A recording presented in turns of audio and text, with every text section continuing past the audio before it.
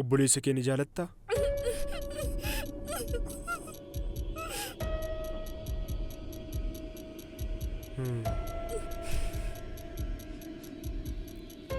Anis harmee koo sirriitti nan jaaladha ture. Amma garuu hin jirtu. Namatu ishee ajjeese.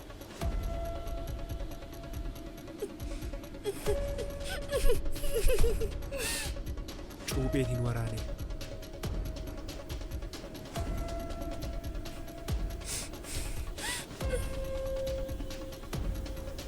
Obboleessi kee kan duune barbaadda?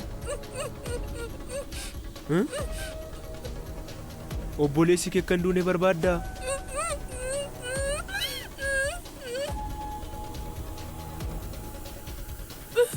Maaloo anaanis obboleessa koo somaa tokkoon godhin waan ati barbaaddu hunda siifan godha. Waan an barbaadu hunda. Waan ati barbaaddu hunda.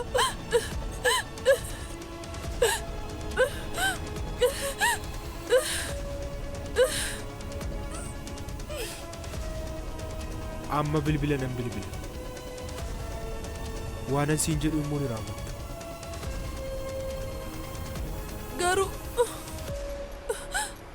Garuu maal?